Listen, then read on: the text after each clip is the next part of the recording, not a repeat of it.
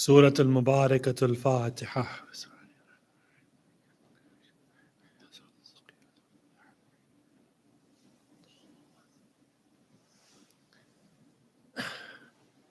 أعوذ بالله من الشيطان اللعين الرجيم. بسم الله الرحمن الرحيم.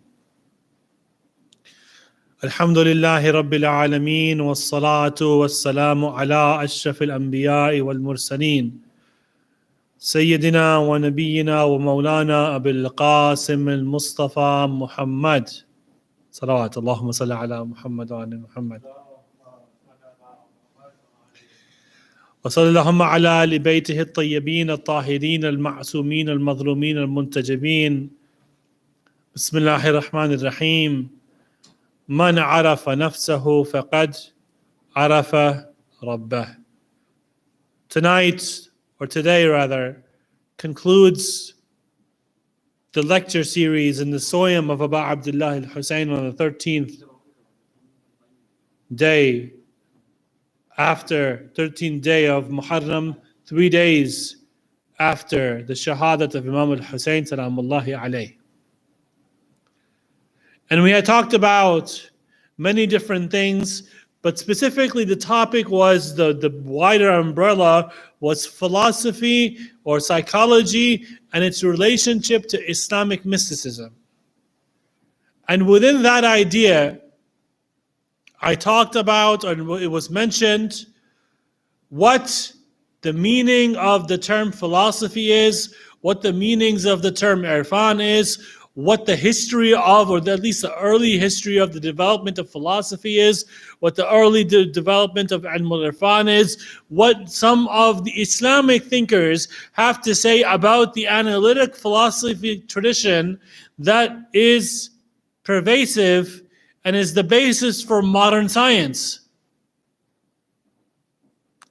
And it was pointed out, the flaw in this analytic method is that it takes everything and it wants to put everything in a test tube. Whereby, if I cannot see it, if it's not palpable by my five senses, it cannot be. It fails to realize that there is a greater test tube in our hearts. It fails to realize that ilm al-huduri is a science in and of itself. It fails to realize that without God, nothing makes sense. And the Islamic conception of analytic philosophy or Islamic philosophy of science is something which is intrinsically connected to the idea of God. Whereby God creates, and yes, He creates the means through which we understand modern science. Modern science does not go against religion. Neither does religion go against modern science. All we say is that these are two separate subjects and they deserve to be understood differently. And I had mentioned this in passing throughout the nights, and we talked about the different Islamic philosophers, Mullah Sadra, Suhrawardi, Imam Khomeini, and the last few days I had talked about what the spiritual advices of Allama Tabatabai and Sayyid Haider Amuli were for the Salik. You see, it's very important. You see, we don't need to have a teacher to be an Arif. But as Ayatollah Hadavi says it, it's better to have an expert hand who's a master of a field than just to go at a field by yourself. Therefore, today, I'm not going to take much time, but I want to talk to you about the spiritual ramifications of not following Abu Abdullah and how that manifested itself through history, and what the spiritual manifestation of following Imam Hussein alayhi salam meant as well. You see, I had said this before, after Karbala, there's only two religions. You're either Yazidi or you're Husseini, you're one or the other. And that's it. And these are partaking in a constant battle over the souls of mankind. There's a hadith Qudsi in which Allah subhanahu wa ta'ala says, لا أجمع حبي وحب الدنيا في قلب واحد. I will not let my love and the love of this world exist together in the same heart. There is a constant battle between the forces of Abu Abdullah, which represents the forces of Allah subhanahu wa ta'ala, and the forces of Yazid. The ramifications, historically the ramifications have been very, very dire, have been very, very notable, because we have to see what Islam was before Karbala and what it became after, and what happened to the Muslim Ummah afterwards. Those who did not follow the path of Abu Abdullah were many. Those who went and did bay'ah of Yazid were many. One of my favorite scholars in the 90s, Syed Hijazi, he used to be at Imam Ali Center in Queens. He said, look, during the time of Yazid, there was peace, but there was no justice. Peace in that time meant that everybody submitted to Yazid, but justice had been thrown away. He says during the time of Imam Ali, there was justice, but no peace. The Muslims were fighting one another. Jamal, Siffin, Nahrawan, all these battles. Our brothers complained that Imam Ali did not spread the Islamic State, not the modern term, but the traditional conception of the Islamic State, where it was divine service based on human values. And he didn't expand this. Why couldn't he expand this? He had a whole civil war he was dealing with. The people who had killed Uthman were now putting up the slogan to take vengeance against Uthman, against Imam Ali, saying that Ali had wronged for not taking vengeance against the blood of Uthman, for not rising up against the killer of Uthman. Those people, and these were highly ranking people, Talha, Zubayr, Umhat al-Mu'mineen, they were the ones that said about Uthman, kill that Jew. That's a statement of al-Mu'mineen. They were the ones who said to Ali afterwards, Ali, look, we are willing to unite with you, but you have to fight those who killed Uthman. He says, if I have to fight those, I'm fighting you guys. And they did a political swing around where they became the ones who were the killers of Uthman, became the ones who wanted vengeance for the blood of Uthman. When Uthman was killed, Imam Ali sent Hasanain to give him food and water and to help him, to make it easy for him. But that does not matter. When Imam Ali was Khalifa, he got rid of homelessness. Homelessness was not an issue. Why? Because there was justice and there was no peace. And he did all of that because there was justice. But at the same time, there was no peace. There was no peace in the Muslim world. He did that despite of the fact that there was no peace. You could have been his enemy as long as you lived in the Muslim lands. You had a house and you had food and water. From the easternmost tip of Pakistan and Afghanistan to the westernmost tip of Egypt was Imam Ali's Khilafah. Now imagine, there's Pakistan, Afghanistan, Iran, I don't know if it's Uzbekistan, Tajikistan, but Iraq, Syria, Lebanon, Kuwait, Qatar, and all these areas in between, multiple countries. How many countries can say they got rid of homelessness? Forget that. Forget that. Forget the model of Imam Ali. Let's say even just the regular Muslim model of justice. The Umayyads, the Fatimids, the Banu Abbas, and the Safawids, and all of these dynasties, they made public education completely free. How many Muslim states can say they made public education completely free? That's why they had in Ibn Sina, no debt. Al-Farabi, no debt. Ibn al-Arabi, no debt. Mullah Sadra, no debt. All of these, Sohrawardi, no debt. That's why they had these thinkers. How many Muslim states can say they do that?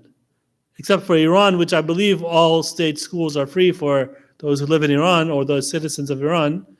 But that's what I've heard.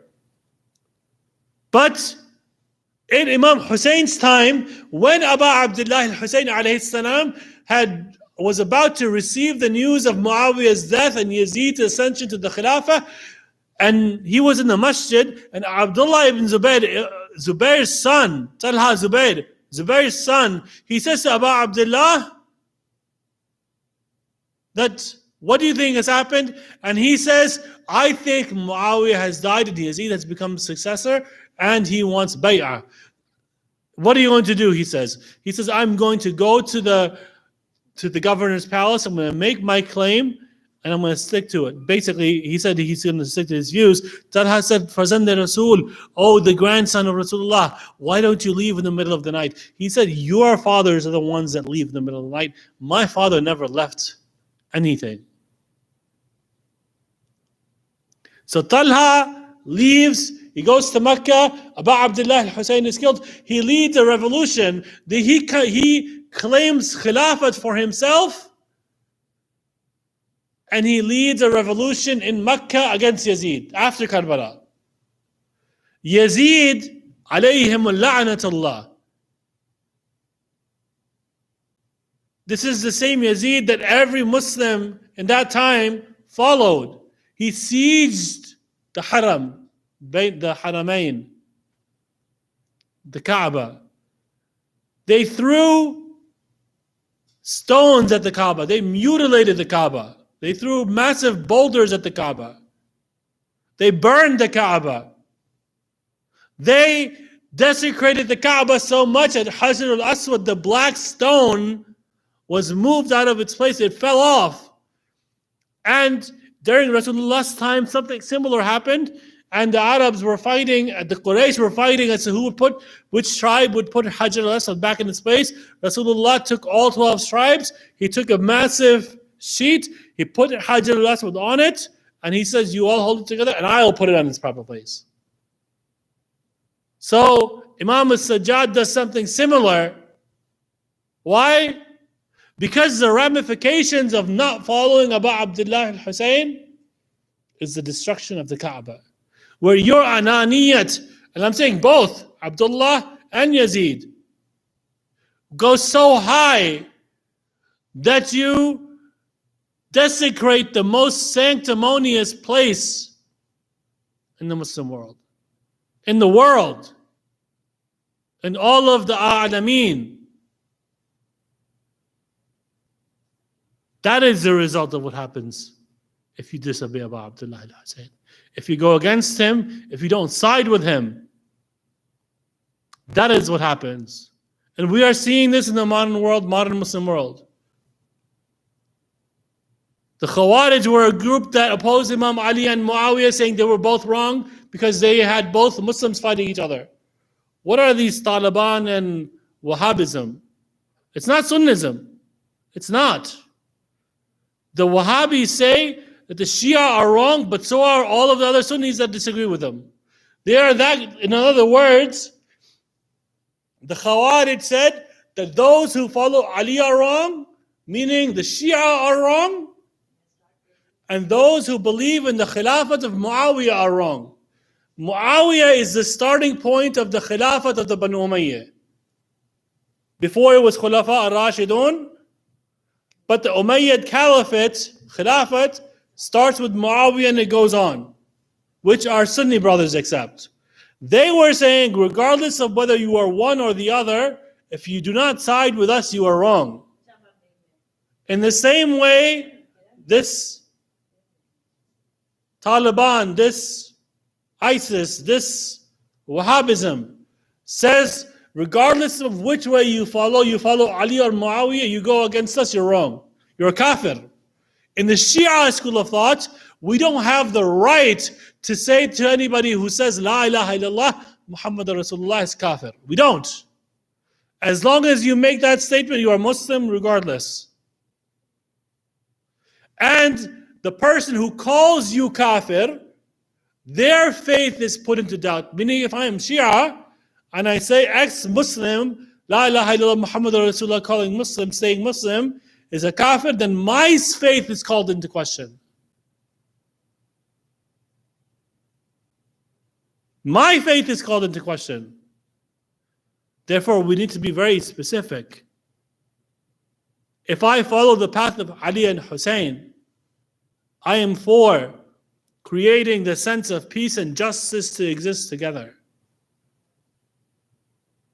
I am for the idea that as a Muslim, as a Shia, that as a minority, if I am to speak of my rights as a minority, I have to speak about all the other minority rights that exist in the world today. Whether it is Native American rights, the rights of African Americans in America, Latino Americans in America, Latin Americans in America. And all of these things, we have to talk about this. The spiritual ramification of not following Abu Abdullah al-Hussein has a manifestation that exists everywhere. And unfortunately, I'm not just saying this as a nice slogan, because let's face it, as Muslims we say Islam freed women. But how many Muslims do we know that live in patriarchal families, that abuse the wife? I don't mean physical abuse necessarily, but give her no power or say. Is that what Abdullah, the husband of Bibi Zainab, would have done to Lady Zainab? No. Is that what Prophet Muhammad did to Bibi Khadija? No. Is that what Imam Ali did to Bibi Fatima? No. Therefore, I need to give I'm not married, but if I were married, I need to give my wife the same rights as a woman that Abdullah would have given his wife. That's Imam Hussein gave Layla, that he gave Rabab, that Imam al-Hassan gave Farwa. If I say Islam made black, white, Iranian, Arab, Pakistani, everybody equal,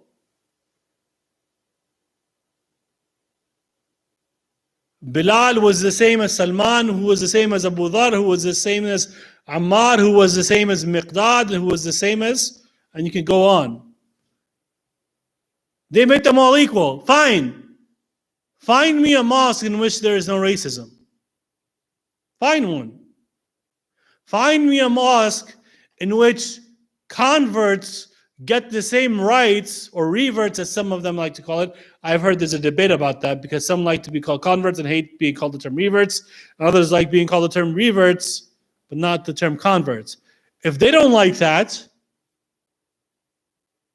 if they don't get treated like human beings, can I get called a follower of Abu Abdullah who kissed the neck of John, the black slave, and Ali Akbar? Can I call myself a follower of Abu Abdullah then? No. When we talk about Karbala specifically, and I only have maybe 15, 20 more minutes.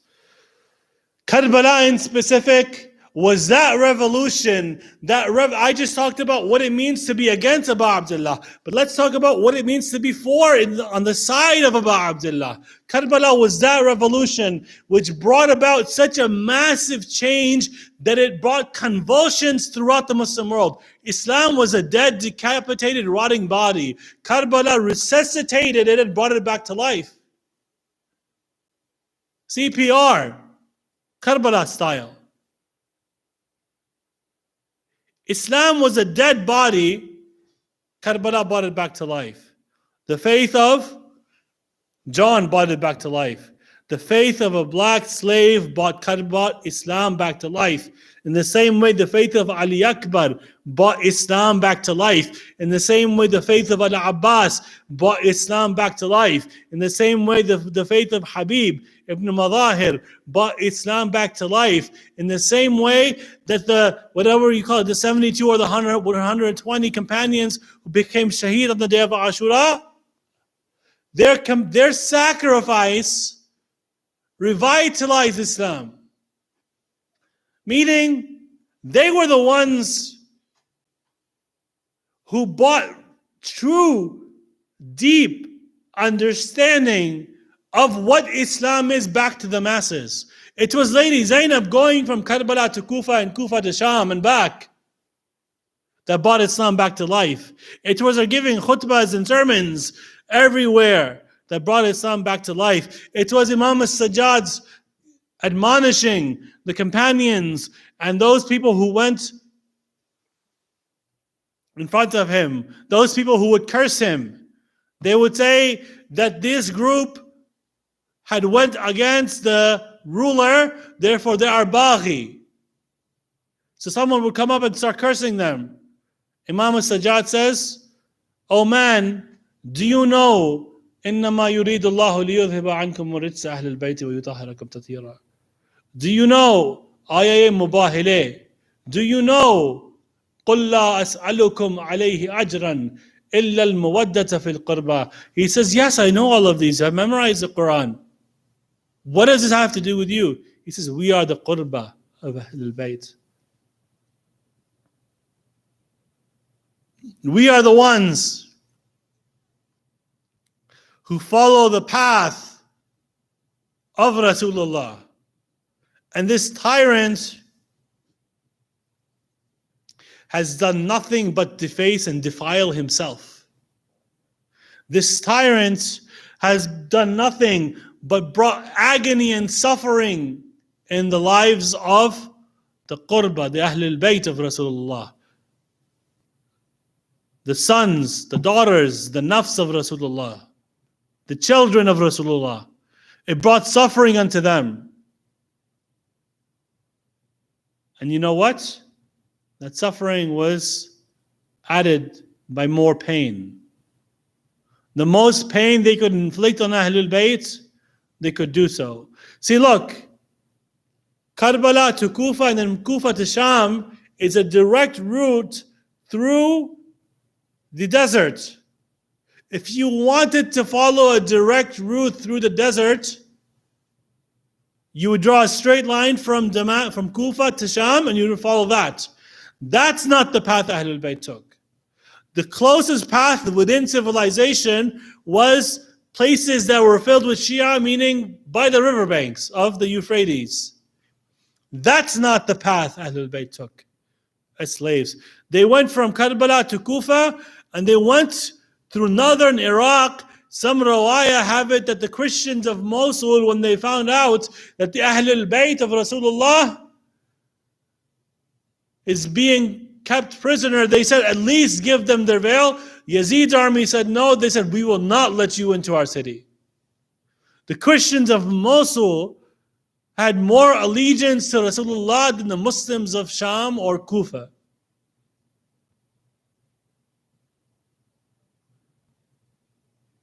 That is what happened after Imam Hussein.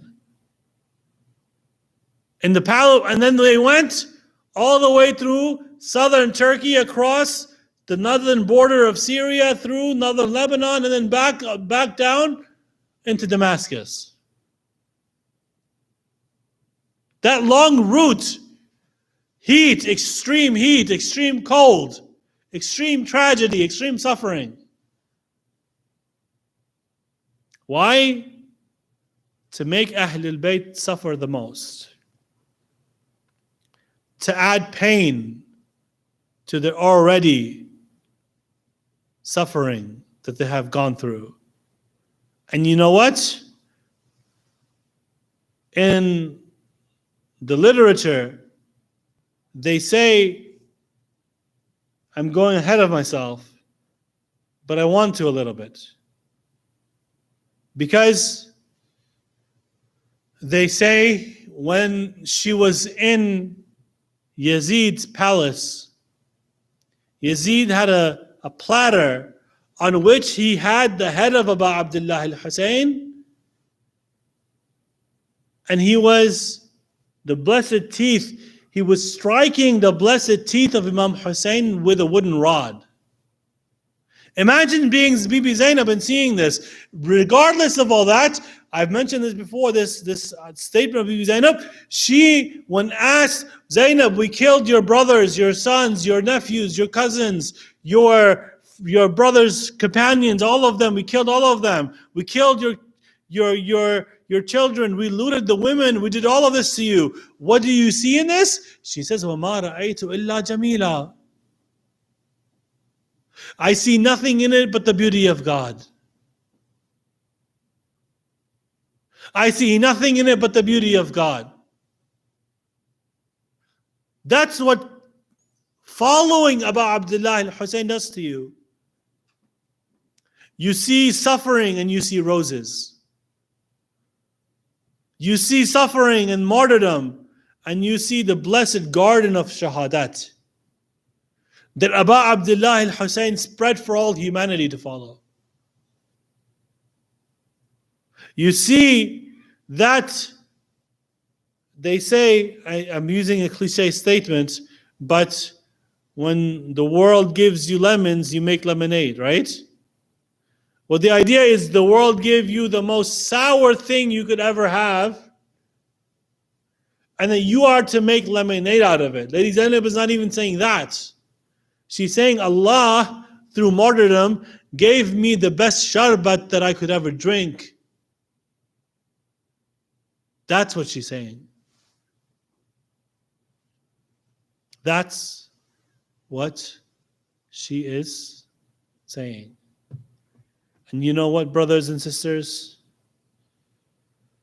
This night, the day that you are listening to this, marks the days in which Ahlul Bayt are about to enter the city of Kufa. But I want to take you back a little bit. And I want to take you back to when they are leaving Karbala. Ahlul Bayt alayhi salatu wasalam, they are leaving Karbala. They have Ahlul Bayt on bare camel back. Bare camel back. And Sakina, they're making the camels run so fast that the children would fall. They would call out to their mothers. The camels would be moving so fast that the mothers could not help their children, and their children would die on the spot. Heat, thirst, hunger, everything. Sakina was a different case. They wanted to really make her suffer as the daughter of Abu Abdullah al-Hussein. You know what they did to her? They would put her up on the camel back and they would make the camel run. They would make the camel race. She would fall. They would wait. She would run back to the camel. They would make the camel race again. They say that when Ahlul Bayt were leaving the city, leaving Karbala al-Muqaddasa, that Karbala that now had just recently become al-Muqaddasa. They say at one time, Imam al-Hussein and all the companions' heads are lifted on lances, except the head of Habib ibn Madahir, which refuses to be at the level of the heads of the Shuhada of Karbala. It's tied to a horse's neck. They say that Imam al-Hussein's head fell from its lance, and nobody could move the head of Imam Hussein. So you know what they said? Sayyidul Sajideen knows exactly how to move his father's head. He says, "Oh Father," he goes to the head. He says, "Oh Father, Father, what's going on, Father? Why won't your head move?" He says, "Sajjad," the head speaks to his son, saying, "Sajjad, my 4-year-old little daughter Ruqayya, or Sakina as they call her in the Pakistani traditions, she has fallen off her camel. She is not with us anymore. She is not with us anymore." She says, he asked Lady Zainab salamullahi alayha to go look for Sakina. She goes back and back and back, and she finds Sakina. She's lying down on a woman's lap. This woman is covered head to toe in hijab. She says to this woman, oh woman, you have had mercy on us. Thank you so much. Please let me know your name so that I can ask my mother Fatima Az-Zahra to intercede on your behalf. Lady Fatima looks up, said, "Zainab, you don't even recognize your own mother. Zainab, you don't even recognize your own mother." She says she takes Sakina. And they ride. They're about to enter the city of Kufa. Ahlul Bayt are about to enter the city of Kufa. Kufa had been decorated. The prisoners were being paraded. Kufa's streets were narrow, and it was the command of the governor that all Kufans come out and celebrate. They paraded the streets. It would take the camel very long to move even an inch in that small, narrow, crowded streetway system. They say that there was this one mu'minah, Habiba. Habiba was once a servant of Ahlul Bayt. She had gotten married, and her husband moved to Kufa. She had gotten married. She was a servant who had gotten married, so she had married into more wealth. And her husband, because of his work, had to go to Kufa. She says, one of her slaves comes up to her and she says, oh mistress, it looks like some prisoners are being paraded. Let's go and see." Habiba, she looks and she goes on the top of her house and she looks down. She sees a lady and she sees a little 4-year-old daughter in her lap, riding on the same camelback. This little girl seems thirsty. She says, "Oh girl, are you thirsty?" She says, "Yes, we are thirsty. Do you want some water?" She says, "Yes, we want water." Lady Zainab says, "Yes, we want water." Habiba goes down. She gets water. Sakina looks at her Aunt Zainab and looks at the water. She looks at her Aunt Zainab and she looks at the water. Lady Zainab recognizes what the problem was. She says, Sakina, the problem was they had never taken gifts from anybody. All Ahlul Bayt did was give and give and give. They were not used to taking benefit from anybody. So Ahlul Bayt, she says, Sakina, you are the granddaughter of Rasulullah. You want to give her something? Give her your dua. She says, "Lady, do you have any dua?" This lady, Habiba, says, "First, pray for me that my children never become as orphan, as yatim, and as gharib as you little girl." Sakina, I don't know how she made that prayer. Lady Zainab says, do you have any other wish? Lady Zainab says, do you have any other wish?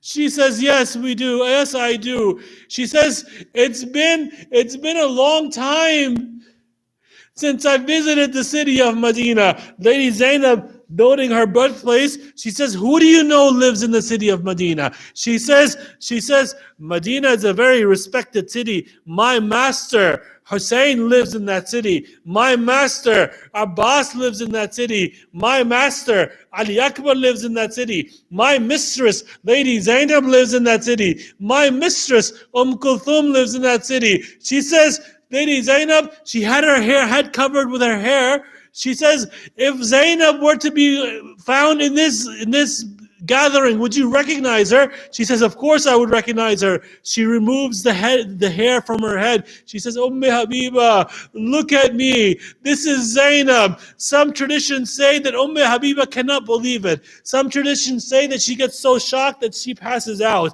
She passes out and she looks at her mistress when she gains consciousness. She says, oh mistress, what happened to Abbas? I know that if Abbas was alive, this would have never happened to you. What happened to Abbas? Lady Zainab says, Abbas was killed in Karbala. All of this happened after him. Now Ahlul Bayt are being paraded into the governor's palace. When they reach the governor's palace, they say that some say this was in Yazid's palace, some say it was in Ubaydullah ibn Ziyad's palace. They say that Ubaydullah ibn Ziyad looks at Ali ibn al-Hussein and he says, who is this? Who is this? They say this is Ali ibn al-Hussein. He says, I thought we killed Ali ibn al-Hussein in Karbala.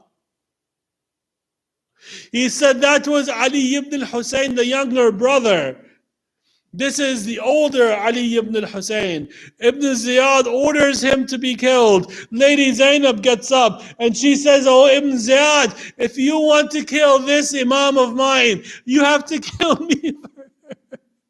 She says, you have to kill me first. Ibn Ziyad says, kill her. The whole crowd, there's a rancor that occurs amongst the palace. The palace visitors are saying, of people of Kufa are saying, Ibn Ziyad, we have never had a woman killed in our palace. We will never let it happen here. You know what? That was the time when Lady Zainab says, okay, fine. They are not going to kill my nephew Sajjad, and I will be a prisoner for however long it takes for me to save the message of my brother Hussein. Inna lillah wa inna ilayhi raji'un. Mahatami Hussein. Brother Wali.